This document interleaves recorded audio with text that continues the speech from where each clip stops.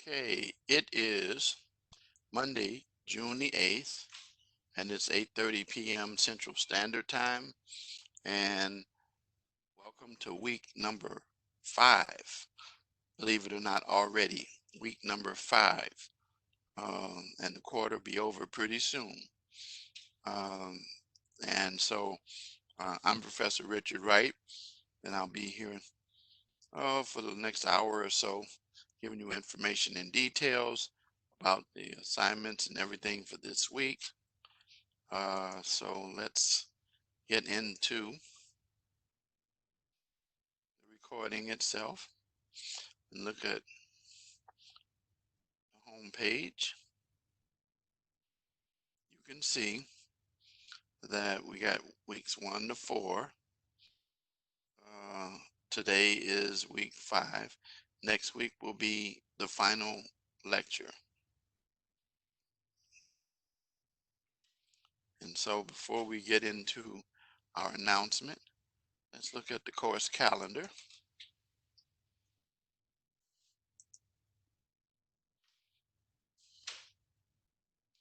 And you can see where we are. Our reading assignments that are due today, live lecture, initial posts uh, due tomorrow, incarceration or treatment,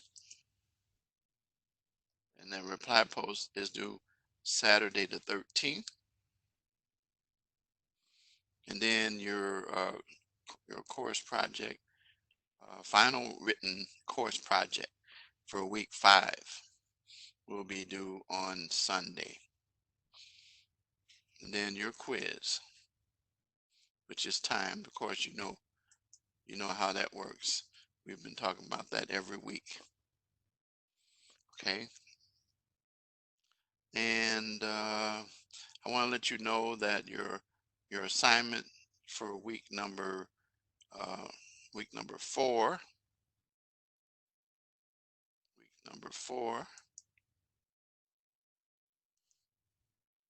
think it's week 4, week 3 will be graded coming up this in the next, probably by tomorrow, maybe even tonight. Okay, then you just completed week 4 last night. Okay, so let's go back to the course home.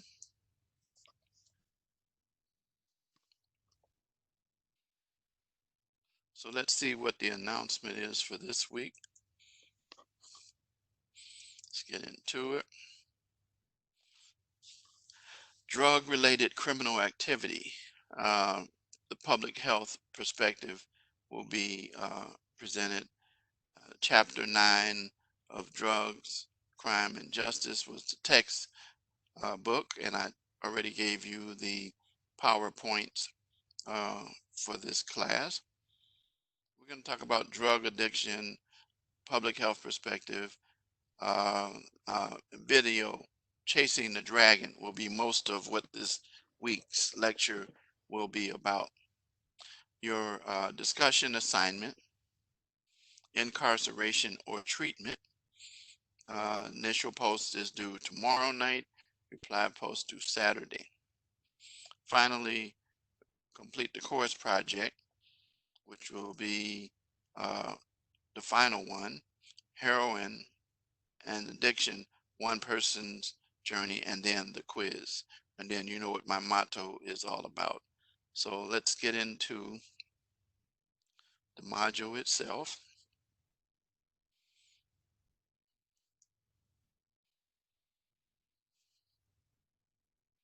Okay, let's look at the assignments.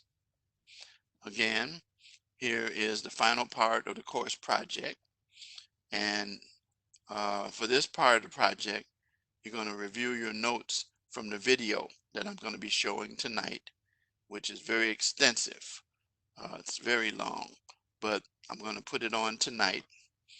And then you're going to conduct additional research to learn more about the challenges associated with the abuse of opioid, prescription, and painkillers. And then you're going to write the paper, of course, you already know, the minimum of 3 pages. and you're going to deal with these specific issues. Uh, Again, be sure to rely on additional content beyond what you learned from the video. Make sure you supplement it. Don't just use the video. Uh, and then finally, also share your thoughts and observations from what you learned during this course project. Put that at the end. Explain how you apply the knowledge you learned for your career and discuss some ideas about what treatment rehabilitation may be like in the future. At least 3 credible sources, so outside of the video and the textbook. Okay, so let's look at let's look at the rubric. So it repeats what I just said a few minutes ago. Okay, and then make sure you have the 3 credible sources. Make sure that it satisfies the 3-page requirement. Most of you have done pretty good with the week 2. And then make sure you satisfy these requirements. Okay.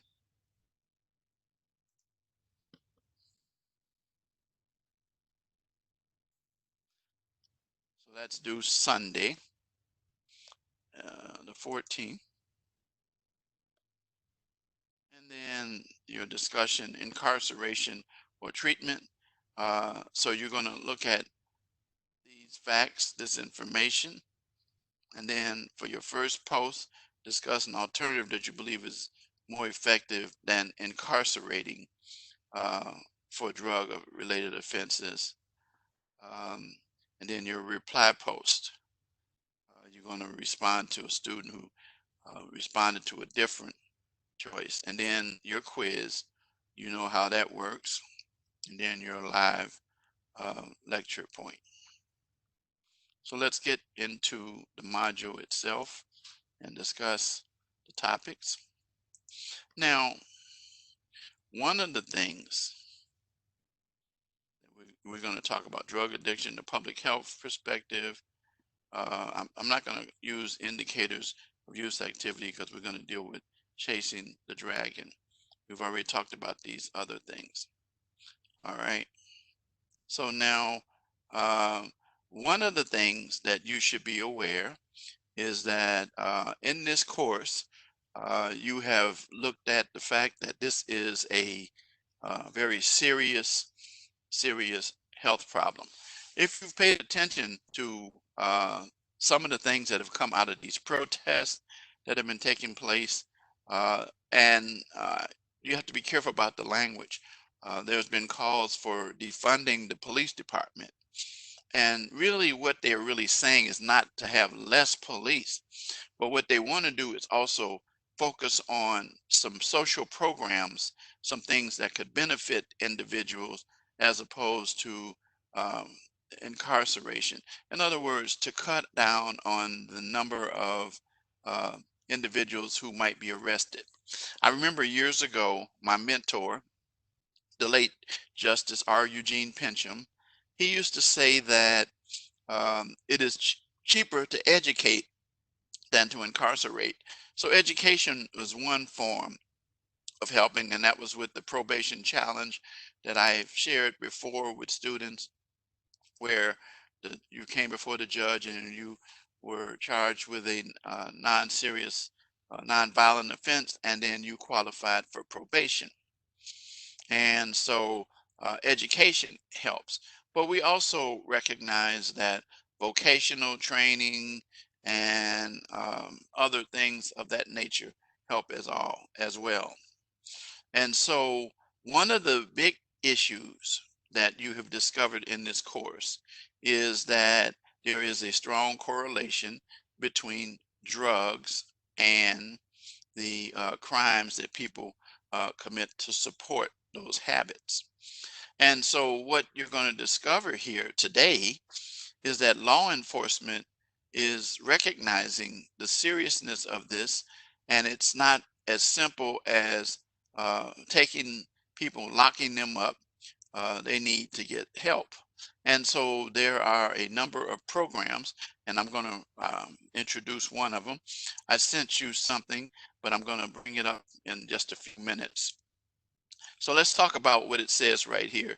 So it says uh, people find themselves abusing um, drugs simply by starting out with a trip to the doctor and uh, getting prescription painkillers, starting on those painkillers, and then reaching the point where they would take those painkillers and get hooked on them, literally, and begin to abuse taking them. And they want to get something that's stronger and stronger and stronger to help them with their pain. And so what happens is they begin to uh, deal with oxycodone and other types of painkillers, and they take those things and they reach the point where they're not satisfactory. So what happens is eventually they find themselves on heroin as a fix. And so, as it says here, public health professionals look at the abuse of these painkillers and heroin as a health crisis and the result of addiction, rather than to arrest these individuals and put them behind bars. And so, uh, the opioid epidemic is most seriously a health crisis. And so we're going to consider the aspects today of how serious painkillers, and you'll hear today how individuals have taken painkillers starting out and find themselves in a situation where they were on heroin. And remember, the criminal behavior that takes place, of course, is to get the substances that are needed to support those habits. So the point of the matter is that law enforcement agencies are learning very quickly to help people with drug treatment. As part of your future as a law enforcement individual, you're going to find yourself dealing as a counselor in some instances, directing people to agencies and sources that will help them with recovery. And it says, although connecting people with drug addiction to treatment services is a growing function of law enforcement, there are some issues that, because law enforcement officers all don't have the expertise to be able to do this. However, many communities also have financial issues with providing the treatment and recovery options that are significantly needed to help people. This last paragraph here is an attempt by a police department to go beyond the traditional role, where instead of people seeing police and running, they begin to recognize that the police are there to help them. So in 2015, the chief of police in Massachusetts um, was so troubled that he began a program called the Angel Program. And in this program, people seeking help on opioid addictions were invited to uh, contact the police, and they would connect them with treatment services. And those requesting help through the program were not charged with a criminal offense, because that's why people wouldn't go, um, even if they were in possession of drugs or paraphernalia.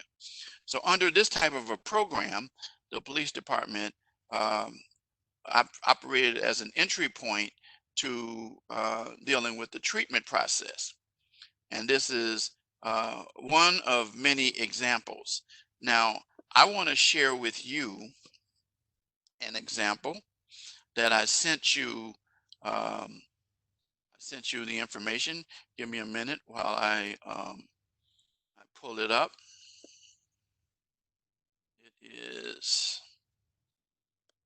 is in my content. Give me a minute. Content collection. Okay, I think it's in this course. And this is it. This is it. Senate Bill 50 3023. Now, it's called the Community Enforcement Partnership for Deflection and Substance Use Disorder Treatment Act. And it's law now in our jurisdiction. I went to a seminar a few years ago with the Illinois Chiefs of Police, and I received information about this. And last year, they were talking more about it. And so, what this law did is it gave police a tool to combat opioid crisis. And what it did is it says here it authorizes and encourages law enforcement leaders to create collaborative local programs that deflect individuals who have overdosed or who may have substance abuse problems from the criminal justice system rather than locking them up and into the addiction treatment program.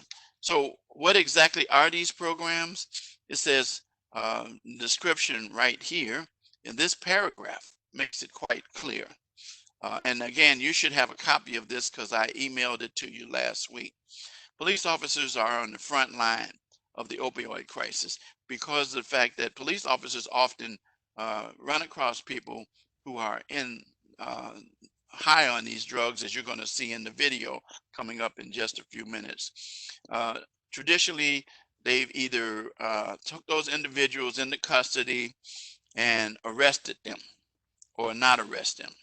Well, deflection is a third option, which allows the law enforcement community to connect individuals with what we call community substance use services that will address the underlying substance use problems, which, as I've talked about rehabilitation since day one in this course. And so this law lays out quite clear options for police departments to participate in this type of thing. And Illinois was the first state to deal with it on a comprehensive level. Remember, I showed you the one that was a local police department.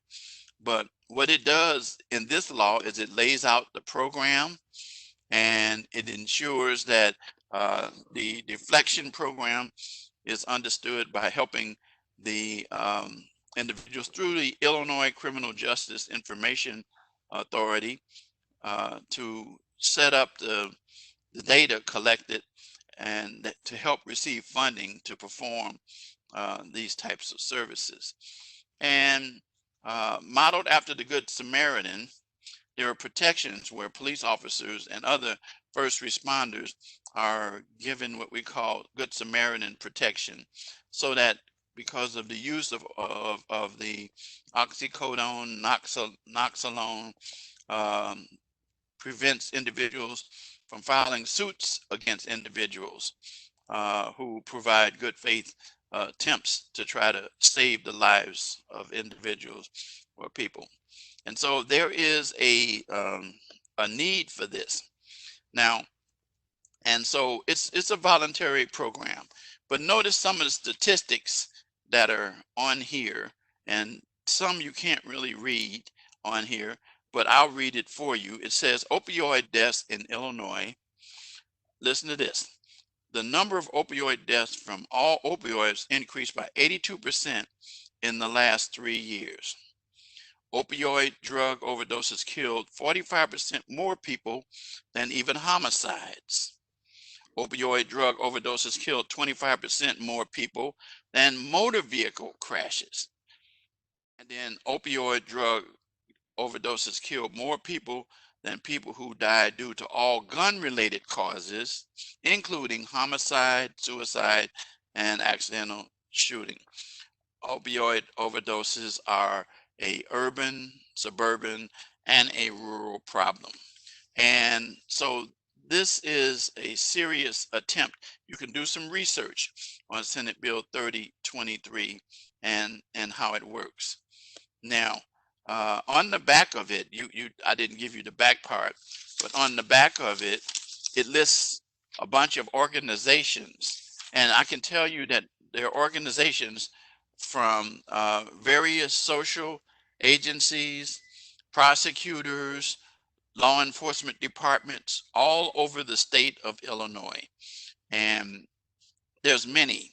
And what it is a recognition that there is a very, very, very serious problem of opioid overdoses that need to be addressed, not by locking people up, but by getting people, instead of running from the police, to run to the police to get help for their substance abuse.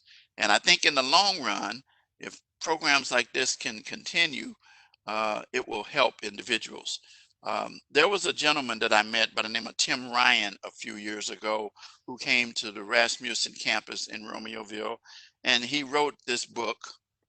And I'm going to hold it up for you, and you can see the cover of the book. And the title of the book is From Dope to Hope, A Man in Recovery.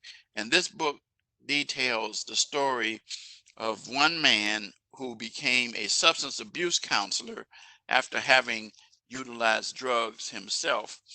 And he tells a tragic story in here about how, on his journey to recovery, his own son became Nicholas James um, Holman Ryan. He was a, a young man that was his son, and he couldn't help him. And so he dedicated the book. Let me just read what the dedication says. This book is dedicated to my son, Nicholas James Holman Ryan. I am sorry I was not a father to you. I was a friend. If I could turn back time, trust me, I would all and I would. You will always be my son. You are the driving force for me every day, Dad.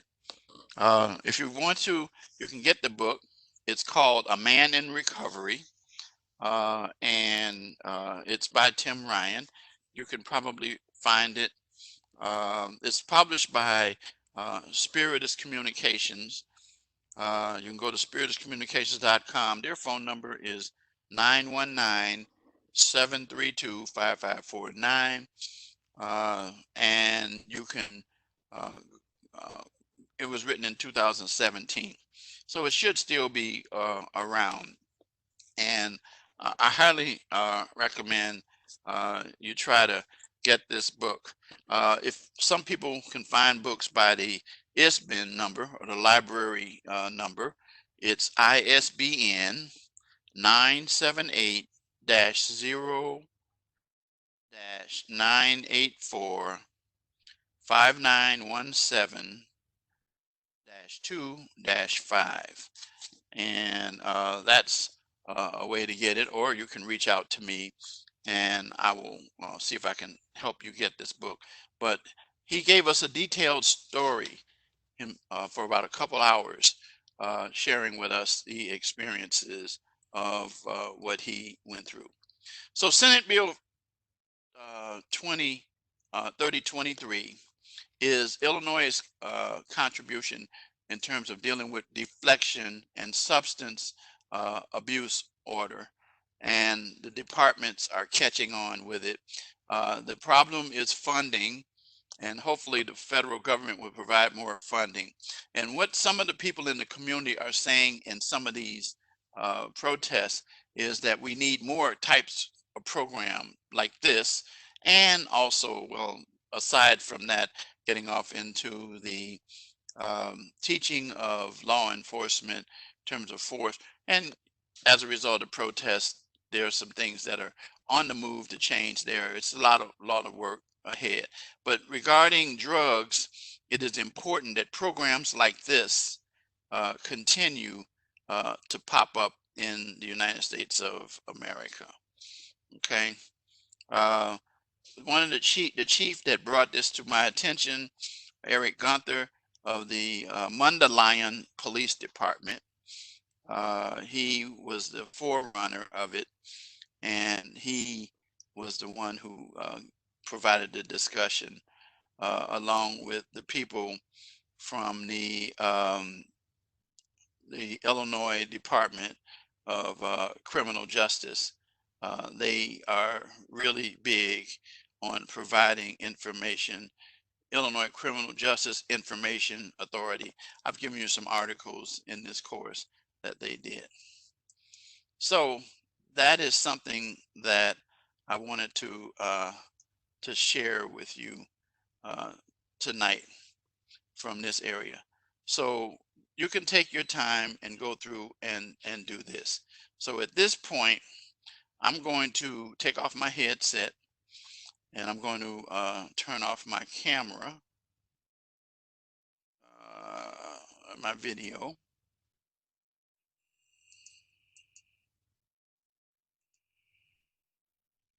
Okay, let's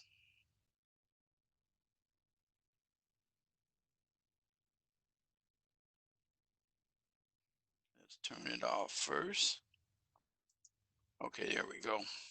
So let's take, oops, no, it's not going to work this way. It's going to work this way. And it's going to have closed caption in it as well. And I want you to pay close attention to this video, because this video is what's going to be utilized as the biggest portion. So it's Chasing the Dragon, the life of an opioid addict. It tells you, you'll be shocked at some of the things that you will see and learn. I didn't care. I didn't think about it. I just did it. Once we started getting high, it was done. She was 17 years old, and the only way I knew about it is because she was arrested. Started smoking pot around 18, and I was always offered prescription drugs, and I didn't take them. Then I was in a car accident. I was running down the line to get some work, fell down the stairs, laying on my back.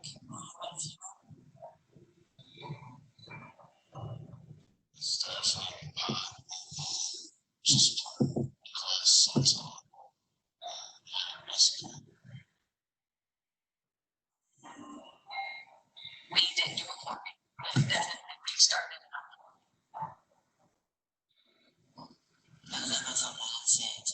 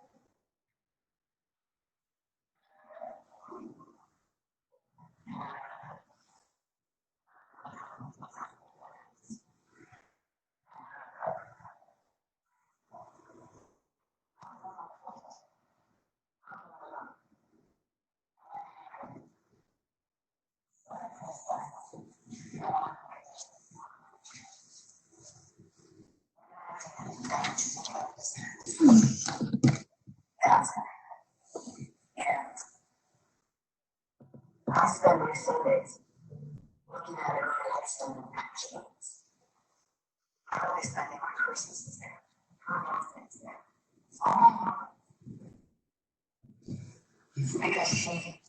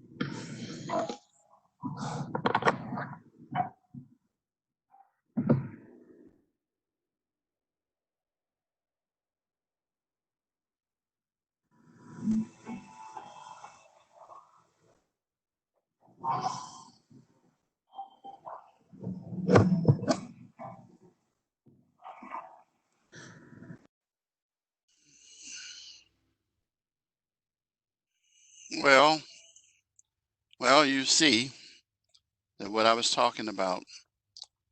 This video is encompassing the effects of painkillers, oxycodone, and opioid addiction at its worst. And it shows how people innocently start down the trail. You guys say at the end, one pill. He said if he had his way, he wouldn't have taken that one pill, because that one pill can take you down a road spiraling where you can't do it. You just can't. And so I come to you to tell you, as students heading in the criminal justice field, that there is a lot of work that is ahead, and we need to recognize that there's no race, there's no sex, there's no national origin, there's no income level, that this thing can devastate you at all levels of life.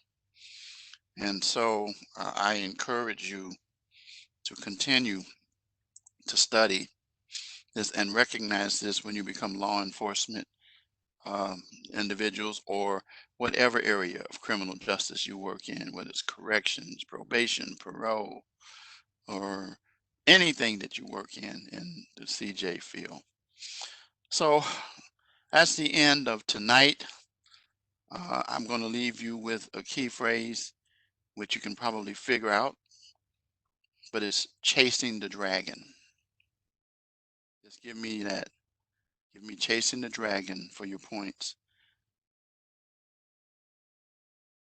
Okay, I'll see you guys next week with our final lecture. And hopefully many of you are doing okay with this pandemic going on, with the unrest. And it seems like the unrest has come more into peaceful protest, which I'm happy to see. And now the catalyst for change, hopefully that will come about because of that. So with that, I'm going to say good night to you, and I'll see you guys next week for week 6. Good night.